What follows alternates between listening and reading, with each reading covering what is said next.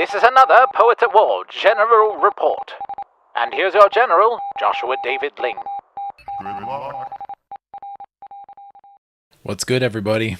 I'm back again. And I wanted to make this specifically because I have some thoughts on some massive improvements in AI technology for artists. This is not just visual art. This is not just stills. I specifically want to talk about voice and animation. One of the things that's actually been around for a little bit has been a piece of software that I've used before, and I'm still kind of waiting for somebody to get a really good, stable, affordable version of this that they can buy once and use forever and use on their own hardware. But unfortunately, everything is software as a service these days, and that's been a major issue. If you don't use a lot of different software as a service is when you pay for it on the reg. You pay monthly or you pay annually, and you get what you get. That's something that I'm very much against, not because of anything but the ability to censor, the ability to take away licenses, the ability to control an experience for a creator. Now, can you do that? And is there a problem biblically with software as a service? I would say no, but I feel like if you can give it as a tool instead of a service, it's actually a really good thing. It's like, can you buy a frying pan versus can you hire a maid or a cook, right? And so it's just a better use of money to learn to do these things, especially in the time we're in. Learn to do these things by yourself. In the area of voice, Descript is a program that is software as a service that I am investing in, partially because I need more real-time transcription. Well, not real-time, faster than real-time. I need more really well-done transcription for my work. As I'm doing more and more video like this, more audio like this, the more I need good, solid transcriptions. It's really important to me in what I do. Not just for putting into videos and captions, but also for, let's say I have a friend who I'm working on a choir piece for, and it's like a 40-minute choir piece, and we recorded the choir for probably about 3 hours total. Even though it's not great at picking up songs, there's a lot of talking in between, giving instruction, and as a result, if I go, oh, I forget where we recorded that part, I don't have to listen to 3 hours or make educated guesses as to where it could be within that 3-hour timeline. I can actually just search for a word that is associated with that song that we recorded for and find, boom, there it is at time code XYZ. Now, I realize I'm getting kind of technical. A lot of people who listen to this are writers or artists who deal very directly with analog and don't use a lot of these kind of tools. Just kind of stick with me for a minute. I've got some very interesting conclusions for you guys and anyone else who does know what I'm talking about. But the big reason that I went ahead and got Descript. By the way, for those of you who are in that camp that don't do a whole lot of technical stuff, Descript is a wonderful video editor because you can actually edit the same way you edit a Word document. In other words, it transcribes your stuff, and then you can go in and chop out a paragraph, and it will chop out that section of video. It's that easy. Obviously, there's other things you can do to really... It's not always going to be perfect, but it's darn good. But the main reason I got Descript, which is $30 a month, I had to cancel some other things in order to afford it. The main reason I got it was because of Overdub. Now, for those of you who don't know what Overdub is, it is an AI-based thing. It's actually been around for a little while. It creates, for you and your voice mainly, a clone, a carbon copy, to where you can actually say you messed up, flubbed a sentence, and you didn't record it properly, fully, or something happened where you thought you recorded it fully, but the mic cut out. Well, you can go in and you can type out the words that you're saying. And if you've already made an overdub voice, which takes about 30 minutes of recorded training, it will take your voice and insert it into that section.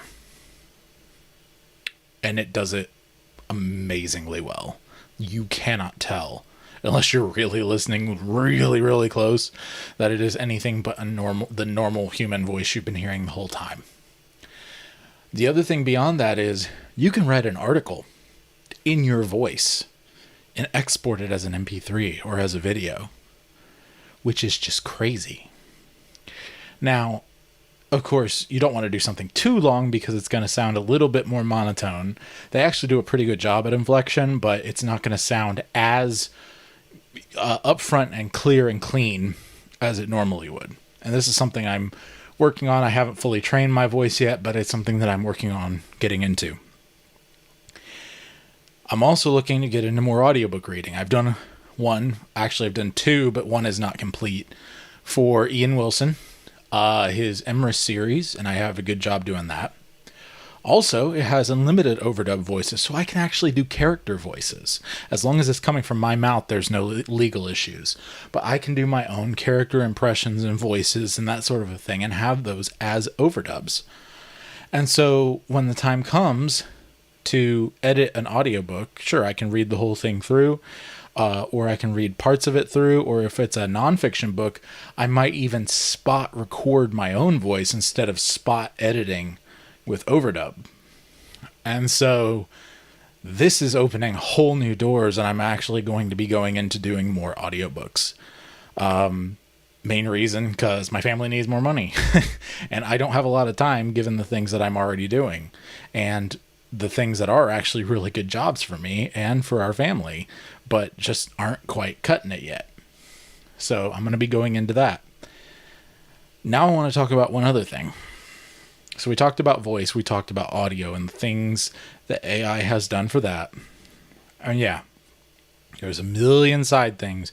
People using this kind of thing for other people's voices, trying to, trick them, whatever. You actually have to agree on Descript that it's from your mouth, from your voice. I wish that they had more of a feature where you could have voice artists train something for you to purchase, so that you could actually have like an online store full of voices, and actually, because then I could actually have female voices alongside my own male voices. I still might do, an old granny or something, but you get the idea. So anyway, animation. We are just cracking the egg, just barely chip through the eggshell on this amazing new technology. And this is going to take still artists to the next level. This is going to take filmmakers to the next level. There are two amazing use cases for animation right now that are just barely scratching the surface. There's a beta right now by Runway ML called Gen 1. And you can look up Gen 1, Runway ML. You can look it up anywhere, and you'll see how amazing it is. They are going with a video-to-video function where you can take a video and a still and re-render that video with the style of the still image. It's very obvious that it's buggy right now, and they're working on tweaking it to make it better. And, that's always the way it starts. But some of the stuff that they're doing, particularly landscapey sort of things, which is normally where you start with this sort of a thing and training it, is so incredible. If you have not looked it up, please look it up when you get the chance. The other one that's even more amazing is a process that was developed by Corridor Digital. Now, the Corridor crew, sometimes they can be foul-mouthed, whatever, with some of their videos. So I'm not giving a full, pass to Corridor Digital. But they are a film effects company. They're small. They're not a huge company. They're, a couple dozen guys. And they have an office, and they work on films and things for people. and they make their own stuff. They have a YouTube channel and a couple YouTube channels actually, but that's a whole other thing. They made an anime 7-8 minute episode based on the game Rock Paper Scissors. Yes, it's a joke, but they made something that is somewhere between rotoscoping, which for those of you who don't know what rotoscoping is, you can look it up, but basically it's tracing over frames of film for, like, you know, movies and stuff. Get some video and then trace over it, right? Trace the animation over it. Frame by frame. Somewhere between rotoscoping and an actual anime. They are using filming on a green screen mixed with Unreal Engine for the background. Unreal Engine is a 3D rendering software. And they created camera movements on the green screen and matched them with what was going on in Unreal Engine and cobbled together the most unbelievable use case so far of Stable Diffusion, which is one of the main AI softwares out there for still images, into all the frames that you need for the animation. They fixed some major issues that have held that back, namely having consistent frame-to-frame generations of still images, right? Because you never know what an AI is going to spit out. It's not made to be consistent, but you can train it to be consistent. And that's what they did. They tweaked it, and they tweaked individual frames at times when they couldn't get it to spit out exactly what they wanted, right? So basically, instead of drawing every frame, they generated every frame, did cleanup on all of those frames, and what resulted was amazing. You should go watch the video where they make it if you're interested in the technical side. If you're not interested in the technical side, you need to go watch the 7-minute short. It is nothing short of incredible. It reminds me of something between an anime and something like Beautiful Joe from back in the day, if you guys remember that. It is stunning. And this is literally just like a dozen guys instead of a giant animation team, right? For 3D or hand-drawn. We are 5 to 10, and I'm leaning earlier, years away from a guy in his room like me being able to create his own feature animation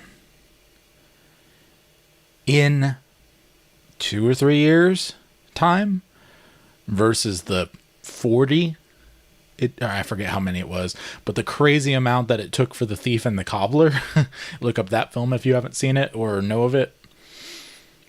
I am blown away by where we're going with this stuff.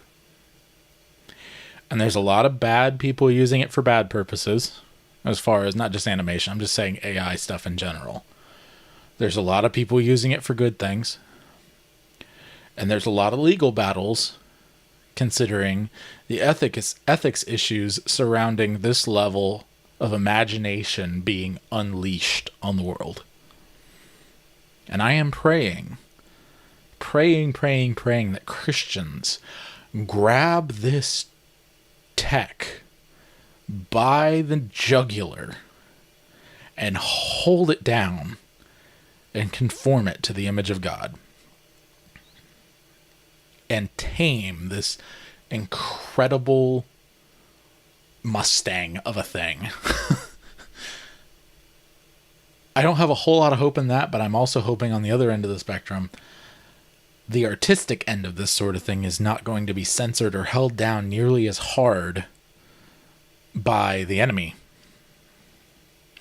And as a result, stories will be the pit that they dug for us that they fall into. Right? That the storytellers can be the ones who lead people back to the church.